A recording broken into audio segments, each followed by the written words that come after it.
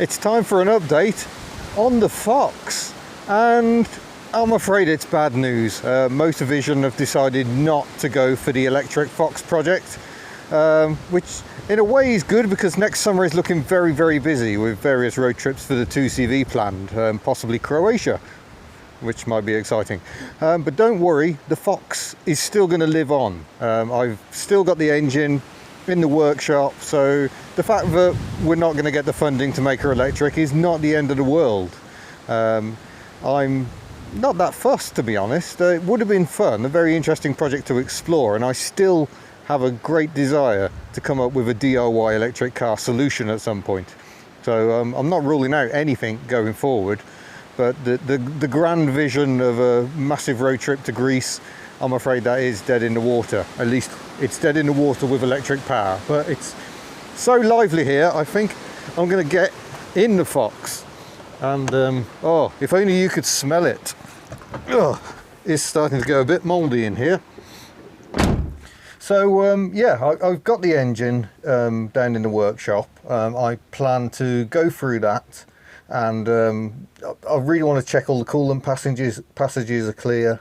They do have a habit of silting up a bit because no one ever changes their antifreeze when they should.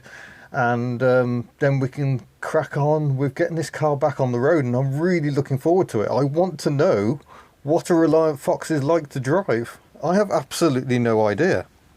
A lovely stubby little gear lever, tiny little steering wheel here as well. It's going to be really interesting. I'm hopeful that basically the rest of the car is sound, but we shall find out.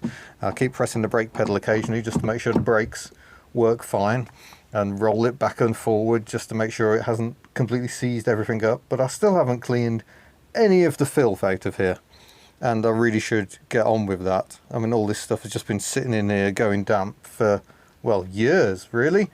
So I'm not going to do that today because it's pouring it down. But also need to replace this windscreen. I have a replacement windscreen, so myself and Mrs. Hubnut will be tackling that job at some point. That's going to be quite scary, I think, but you definitely don't want to be doing a job like that on a day like today, not when Storm Callum is paying a visit.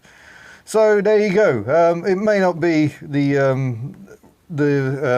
ending we were hoping for, but it's not the end of the world. It was an interesting experience. I got paid for my expenses for going all the way to Romford, and the gimbal doesn't fit there because of the windscreen, and yeah, it's been interesting. So yeah, it has been annoying waiting because I've been wondering how am I going to get this project going again, and not knowing whether we were going down the electric or the conventional petrol route. But petrol it will be, and like I say, maybe at some point we can do a home build electric vehicle, but I think the timing is not quite right. I've just got too much expenditure going on at the moment to think about buying battery packs and controllers and all sorts. So let's see what the future holds. Anyway, thank you very much for watching. Don't forget to subscribe before you go, and I shall see you in a future video. Farewell.